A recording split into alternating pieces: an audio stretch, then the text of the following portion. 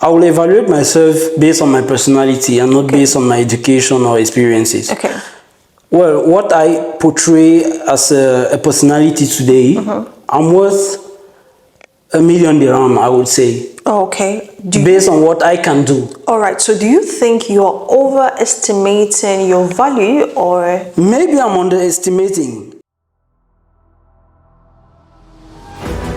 I'll pick up the chunks from the bins and take my bag. I could not afford a thing. There was a day I got stuck in Dubai. I did not have transport fare. Oh my God. I slept in Union.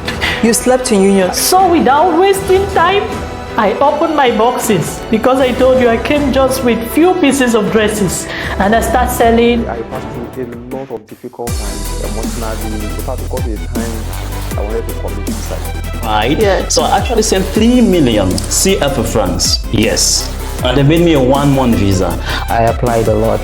If you know what 8 months look like. I've been for 17 months, my dear, without a job. Yes, well. So as we let our own light shine, we unconsciously give others the permission to do the same.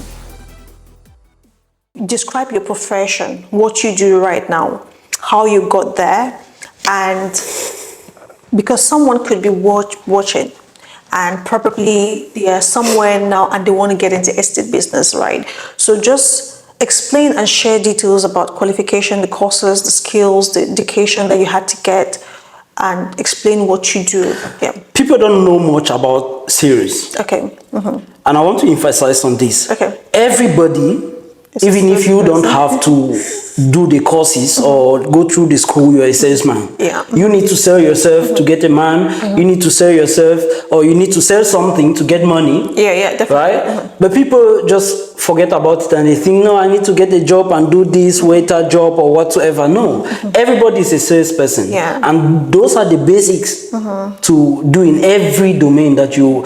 By the way, if you go for an interview, you're going there to sell yourself. Definitely. And not exactly what you will do. Will do, yeah. Right? Because what they want is your personality and not your expertise. Yeah. That's what I know about enterprises. Yeah. So many people don't talk about this, but I'll say it. They are more concerned about your personality, and that's why today I'm called Mr. Ego, because I'm more concerned about people's personality than actually what they do. Okay. Because what they do, maybe it's a trick of the matrix. Somebody told them to do that. Yeah. It's not them actually. So you just need basic skills of sales, and you'll be fine. Okay, so you're a sales professional. Just tell us how a day as a sales professional in the estate business looks like. You need to do so many calls. Okay.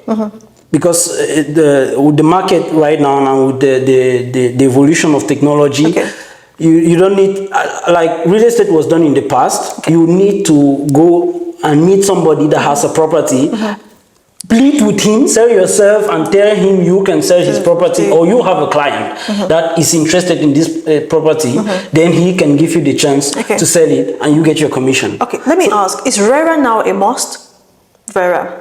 For you to have the RERA certificate? It's a law. It's a must. It's the law of, it's the DLD law. Because before it wasn't like that. I did estate business, I sold property without having RERA. But it seems like RERA now is a must to you. Well, this, if I'm not missing, this was introduced, I guess, in 2010. Okay. Yeah. So people that did real estate before 2010, if I'm not missing, people correct me in the comments. No, because I did real estate 2016, 2017, 2018. It wasn't really that It was intense. enacted only if you were into secondary sales. But I was into paperwork off plan. I sell paperwork. I just go, I convince you, okay, this is going to give you this return on investment over 10 years. Yes. Well, there's still a way out. There's still a way out, and people still do it without the RERA. Okay. Right? You just get the RERA certifications when you want to move to another level. Okay. But working with a brokerage company, you will need to work under somebody's RERA. Yes. Oh, okay. I was still working with the brokerage though, but it's okay. All right, so let me get to the next question. Based on your skills, education, and experiences, how much do you believe you are worth in the UAE job market? I will evaluate myself based on my personality and not based on my education or experiences. Okay. Well, what I portray as a personality today, I'm worth $1 million dirham, I would say. Oh, okay. Based on what I can do. All right. So do you think you're overestimating your value or? Maybe I'm underestimating, but based on what I can do, Okay. I can say I'm worth that. Okay. Well, not because I have already earned this amount, Okay. but I have not had the opportunity yet. Okay. And I'm striving towards that. All right. That's why I'm in real estate, by the way. Okay. And I believe real estate is the only industry that can, well, not the only, but it's one of the ways, or I can easily get to that. Oh, okay. Having lived in Dubai for approximately 2 years, what valuable lessons have you learned about 1, yourself, 2, about people, and 3, about life? About myself, well, I've learned that I can do more. Okay. Yeah. And based on that, it really motivates me, by the way, to go towards higher heights. Okay. And about people, I've learned that people are too selfish. Though I've always known that, yeah, people are too selfish, and Dubai has made them even worse. Okay. Because people don't greet people on the road, especially if you're not of the same nationality with them or things like that. I usually get so bored and so angry when I'm in public transports, like the metro or on the streets. When you meet, you are actually like inside the lift with different people, and you greet them. You know, in Cameroon, you greet everybody you are close to. Yeah, definitely. Either you're walking on the street and you meet somebody, you can literally just greet him, right? In my village, it's even worse. If a grandmother greets you in my village and you don't answer, you're in problems. So when coming here, when I greet people, when I actually have to meet them, let's say in the lift, and they don't respond, I feel very sad. So people are very selfish and they don't communicate, they don't greet. Okay. But the UAE still keeps teaching me more things. I believe I've not learned much yet, and I'm very open to. Okay, that's about life. That's about life. So. Oh, okay. So what does success mean to you? Because you know it means different things to different people. So what's your definition of success? Of course, success is very personal. But the way I see success, it's a daily achievement of every task you endeavor to do for that particular day, or it could be even a 1 hour task, right? And I really emphasize on this. I said this in one podcast last time. If you decided to do something in a particular day, just do it. Once you do it and you actually do it, you're a successful person. Because regardless of your state of life, your finance, your whatsoever people will describe you, you are progressing. And just that constant move, that consistency of succeeding in everything you do, you're a successful person, and people can easily see that.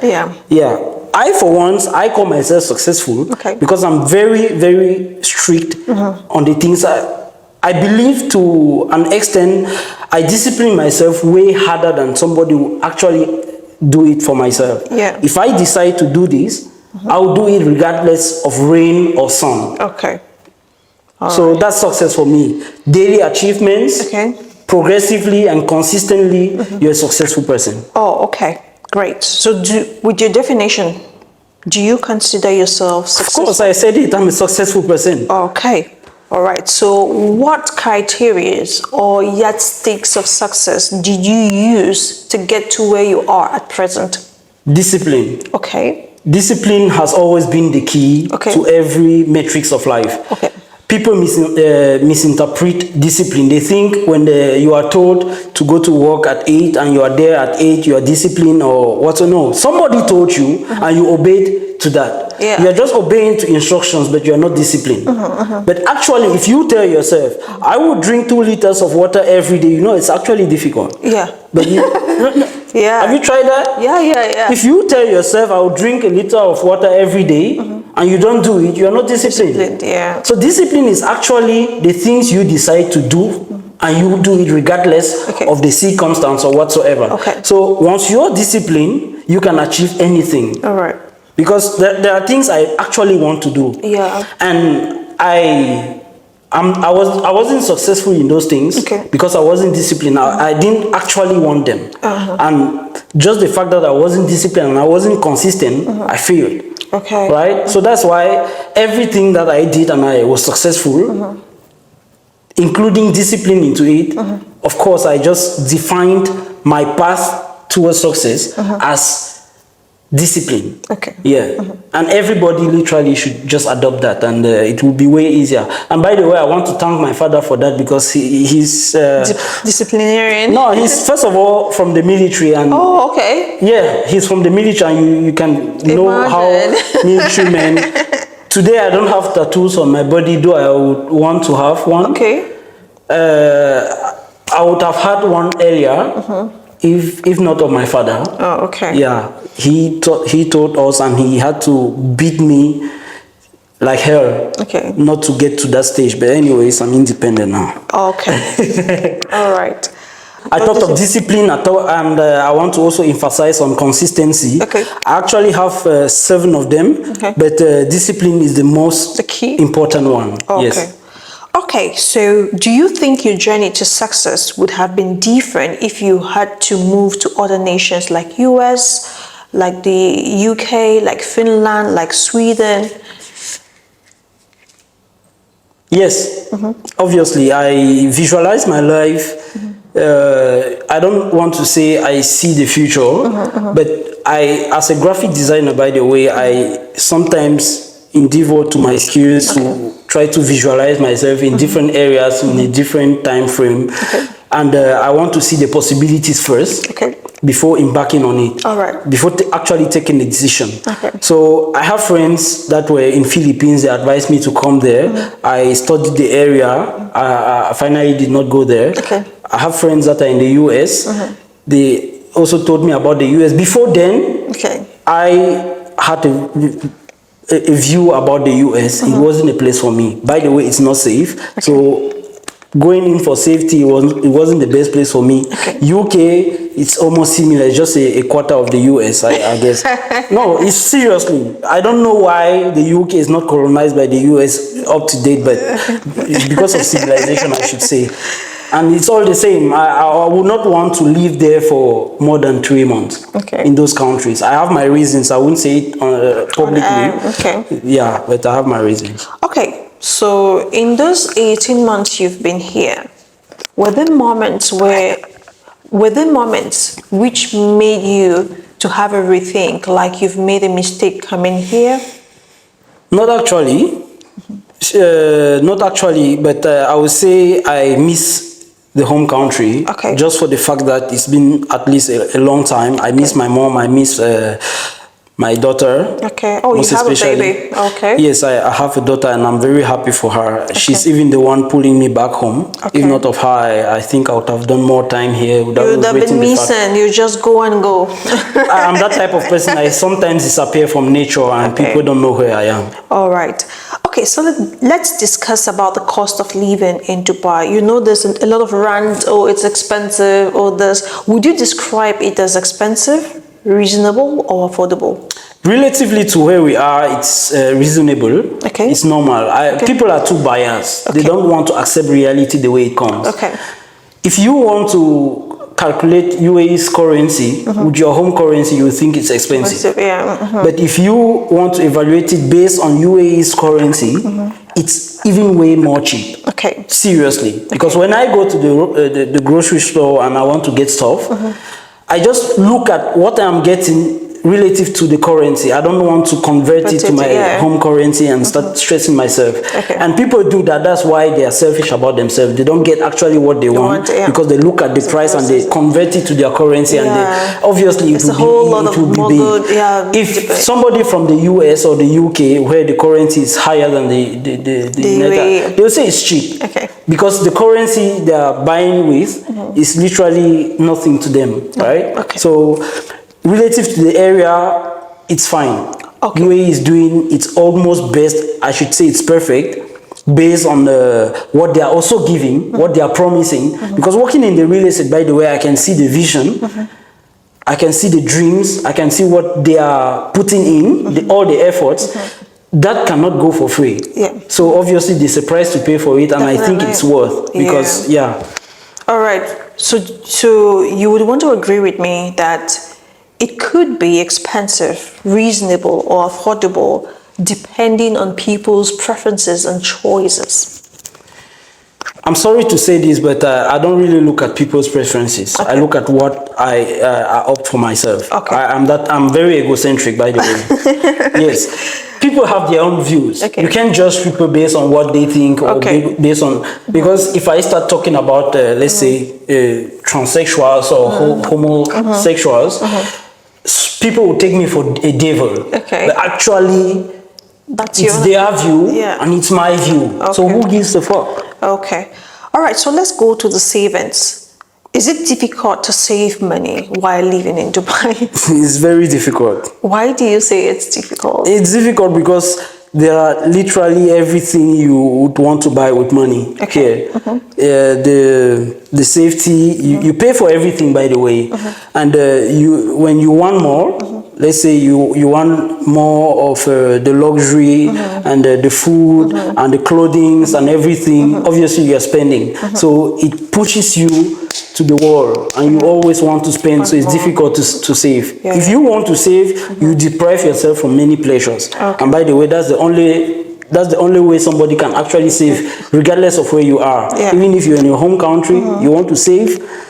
But if you are somebody that has a huge envy for things you want to buy, you can't save anything. So it's just based on your own discipline towards finance and the way you manage it. And people mismanage money, by the way. Okay. All right. So where is the best place to save? Is it here in the UAE or back your home country? I think it's here. Okay. Well, I believe it's here, by the way. Okay. For a simple reason, you can make more money here. Okay. And you don't have the need to spend all of it. Yeah. So you are saving in one way. And you're not forced to do the things you do. Okay. So you just do it by choice. Okay. So nobody will ever come to your door and say, you need to eat, or you need to buy this clothes, or you need to pay for this apartment and live this way. You just do everything you need to do, and there is a price for everything. Okay. So you can get everything you want with the finances you have, and there is still a leftover. Even if you are earning 1,500 as salary, that's in dirhams, you can still save. People do that. You still save, but so that's why it goes back to your choices, because you cannot earn 1,500 and you want to take a position when you know your funds cannot afford for a position. Exactly. Okay, so what key money lessons have you learned from living in the UAE? Well, what I've known basically about money is that money is volatile. Okay. Money can easily come and go, and it can easily go. It's very volatile. And it is only here I really saw that. When I was back home, well, I was saving not because I didn't want things for myself, but I was saving because what I had could not actually afford for the things that I wanted. Like, for example, I wanted to live in a studio. I wish to pay more for that, seriously. But that was the price they gave me. So I paid for it, and literally I'm saving something. Now in the UAE, if I want the same way of life, I won't be able to save anything. By the way, I'll add something to it.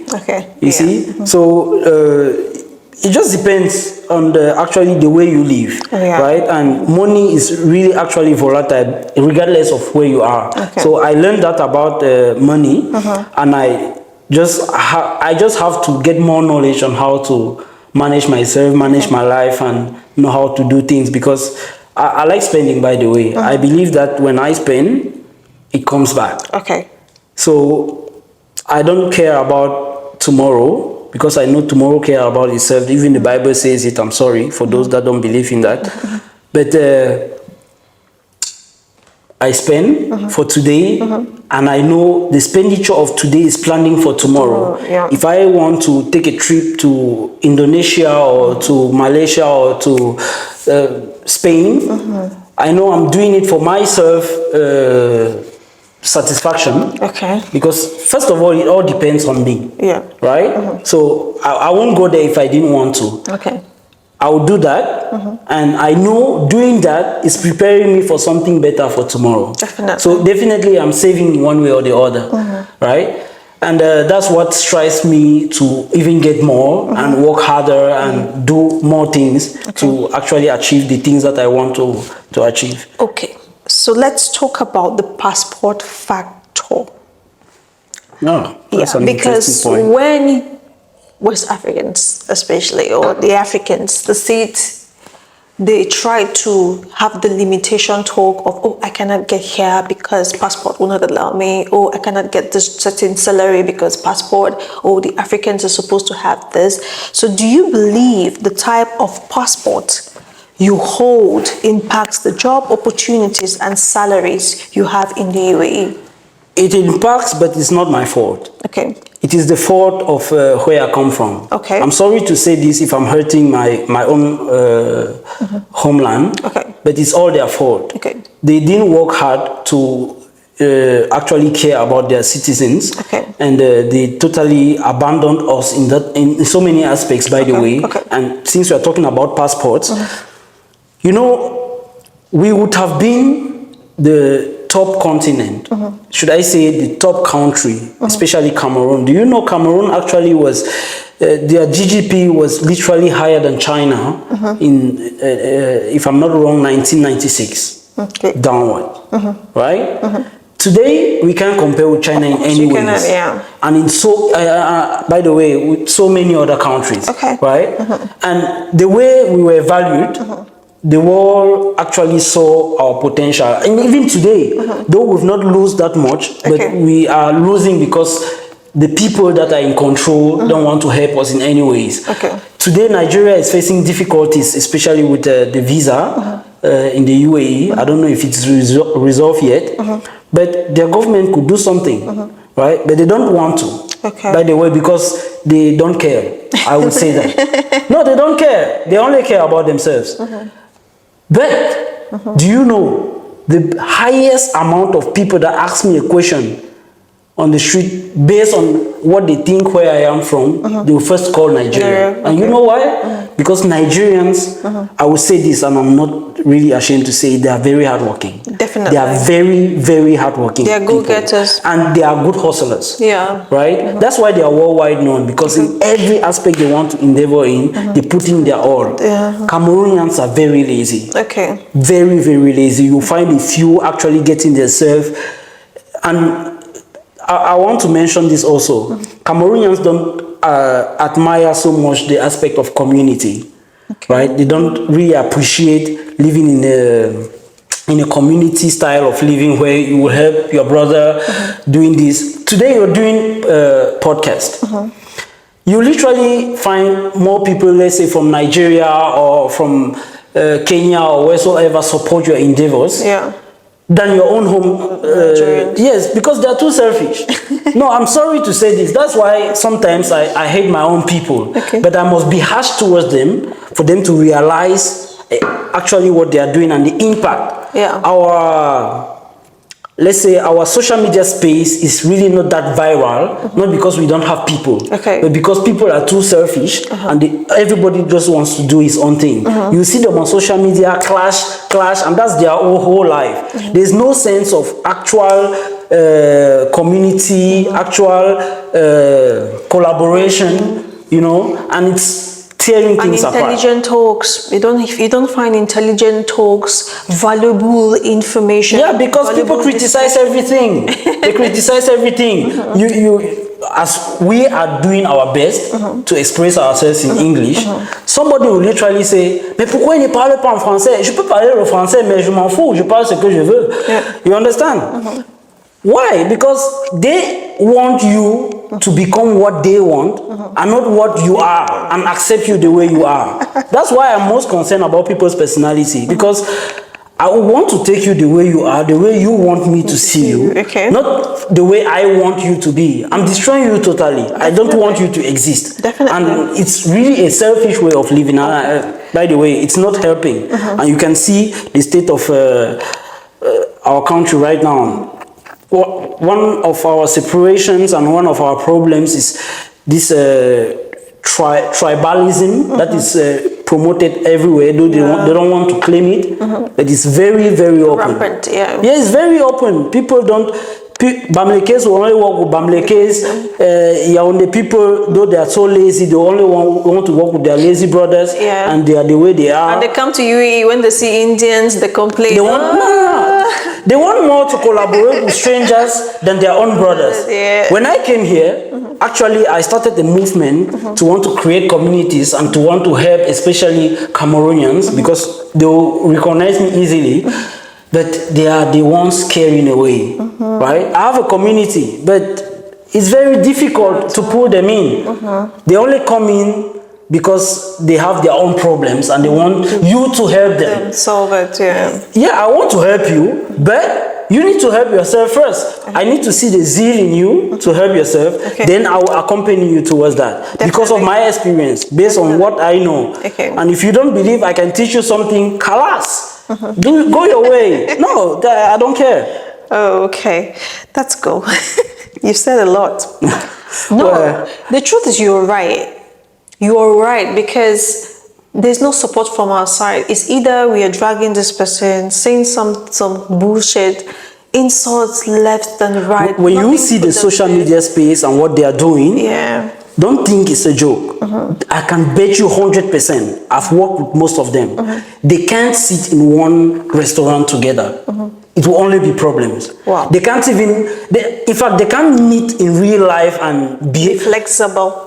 Because they are so hypocrite, some of them, because they are so hypocrite, some of them will pretend like, oh yeah, but you see them on social media actually quarreling and exposing their underbelly, as we usually say, just because they want to prone to be right or they want to prone hatred, something not really good, right? Something, I see Nigerians doing these pranks and this clash is not so rampant, but it's actually something planned. When you see it, you know it. It's something actually planned. They want to plan to clash and to create a story out of it, but it's not actually it. But when you see an occasion, you see all of them there, they are happy, and you see the real joy. These guys, that's why you will not see a real community of, let's say, social media influencers or musicians or whatsoever, people that deal with the media. You won't see them in a gathering. You won't see them. I've never seen it. It's always about, I don't know. Like, they're in clans. Everybody is in the sector. I will only collaborate with Bamlekes. I will only collaborate with my brothers. And even there, it's not easy. I only do this. And the few people that collaborate, it's a whole, it's a short story, by the way, because they are going to collaborate a while, then you see clash. Everybody will be removing the underbelly of each other. And it's so nasty, man. Yeah. It's so nasty. Okay, so you mentioned working in real estate. So what sector are you in? What I mean by this, are you in leasing, that's rental properties, or you're in secondary sales, or you're in off-plan? I do all. You do all? I do all. Right now, and thank you talked about it, I have a villa that I have to rent, a 3-bedroom villa. I have to put on rent. And it's a client I got just recently. I do sell off-plan also, and secondary projects. So I do all. Because I'm a salesperson, I need to sell all of it. I want to sell the whole of Dubai. Okay, all right. Seriously. So what's your biggest sale so far? It's been about 1 month, no, 2 months that I've been in real estate. Yeah, because I did 1 year in coffee. I just joined them. All right. It's about 2 months. So no sales yet. I have done a sale. Yeah. So a rental sale. All right. That was a villa, by the way. It's a client. It's a good deal, not apartments. Apartments is small budget, so villas are usually good in the years. All right, so what's the hottest off-plan sales going on right now in the Dubai property market?